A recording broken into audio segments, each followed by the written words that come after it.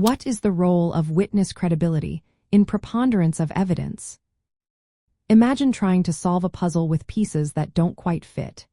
In a courtroom, those pieces are pieces of evidence, and witnesses are often the key to completing the picture.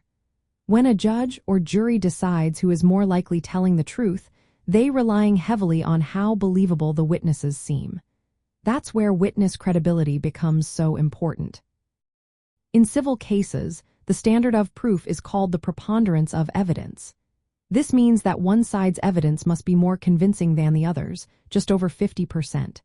It's not about proving something beyond a shadow of a doubt, but about tipping the scales slightly in favor of one side. Witness testimony is a big part of that evidence. If a witness appears honest, consistent, and reliable, their words carry more weight. Think about it like this.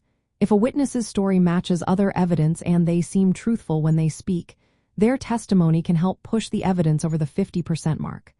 That can be enough to meet the preponderance standard. But if a witness is seen as biased, inconsistent, or evasive, their testimony might be discounted or given less importance. This can make it harder for the side calling that witness to prove their case.